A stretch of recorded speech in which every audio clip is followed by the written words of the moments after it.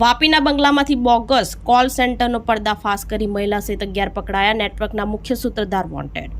ગુપ્તચર સેવા અને કેનેડિયન પોલીસના અધિકારીની ઓળખ આપી ધરાવી એપલ અને સુપેર કંપનીના ગિફ્ટ કાર્ડ લેતા હતા. પોલીસે 7 લેપટોપ, 16 મોબાઈલ સહિત કુલ ₹4.95 લાખનો મુદ્દામાલ જપ્ત કર્યો. વાપીના હરિયા પાર્કમાં બંગલા નંબર 43માં વલસાડ જિલ્લા એસઓજી ટીમે મળેલ બાતમીના આધારે છાપો માર્યો હતો. જે દરમિયાન બંગલામાં હાજર 2 મહિલા સહિત 11 શખ્સોની પૂછપરછ કરી હતી. પોલીસે સઘન તપાસ કરતા આંતરરાષ્ટ્રીય બોગસ કોલ સેન્ટર ચલાવાતું હોવાનો ઘટસ્ફોટ થયો હતો. પોલીસે 2 મહિલા સહિત 11 આરોપીની ધરપકડ કરી હતી. જ્યારે 7 laptop, 16 mobile, wifi router, headphone સહિત કુલ ₹4.95 લાખનો મુદ્દામાલ જપ્ત કર્યો હતો. પૂછપરછમાં મુખ્ય સૂત્રધાર રાજેશ ઉર્ફે રાજ ઠોલાનું નામ બહાર આવ્યું હતું. પોલીસે જુદી જુદી કલમ હેઠળ ગુનો નોંધી રાજેશ ઉર્ફે રાજ ઠોલાને વોન્ટેડ જાહેર કર્યો છે.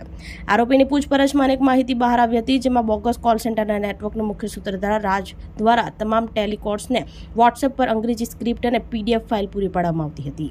આરોપીઓ કેનેડિયન નાગરિકોને ફોન કરી તમારું પાર્સલ આવેલ છે, તેમાં નાર્કોટિક્સ, ડ્રગ્સ અથવા ગેરકાયદેસર ડોલર છે તેમ કહી ડરાવતા હતા. વિદેશી નાગરિકોને વધુ ડરાવવા માટે કેનેડિયન સુરક્ષા ગુપ્તચર એજન્સી CSIS અને રોયલ કેનેડિયન માઉન્ટેન પોલીસના અધિકારી તરીકે ઓળખ આપી કેનેડિયન ગવર્મેન્ટના બોગસ લેટરપેડનો ઉપયોગ કરતા હતા. ટેકનોલોજી એપ્સ કોલિંગ માટે લેપટોપમાં એક્સેસ લિટલ એપ્લિકેશન અને સિમ કાર્ડ વગરના મોબાઈલમાં વાઈફાઈ મારફતે F1 એપ્લિકેશનનો ઉપયોગ થતો હતો. ભોગ બનનાર ડરી જાય એટલે તેમની પાસેથી એપલ અને સુપેરો કંપનીઓના ગિફ્ટ કાર્ડ મેળવી છેતરપિંડી આચરતા હતા. પકડાયેલ આરોપીમાં શિવા રામચંદ્ર સૈની રહેવાસી મુંબઈ, કમલ સાવ્ય હાઉઝલ રહેવાસી મણિપુર, મુન સંગલિયન હાઉઝલ, લિયોનમોલ લાલ નવલક બંને રહેવાસી મણિપુર, મેઘના યાદવ, શેખર કાંબલે, શ્રુતિ રાય, રીતેશ કુંભાર, કૃતિક સકપાલ તમામ રહેવાસી મુંબઈ મહારાષ્ટ્ર, કાર્તિક બંસોડ અને જીગર માવડિયા બંને રહેવાસી નાગપુર મહારાષ્ટ્રની ધરપકડ કરી હતી.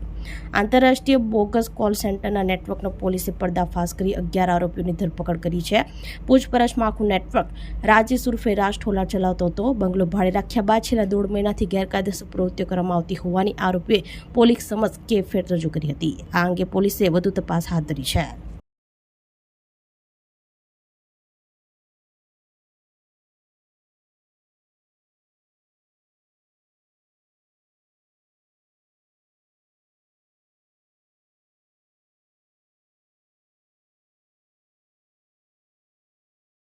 આપણી સંકલ્પ ન્યૂઝ ચેનલને સબસ્ક્રાઇબ અને લાઇક કરો.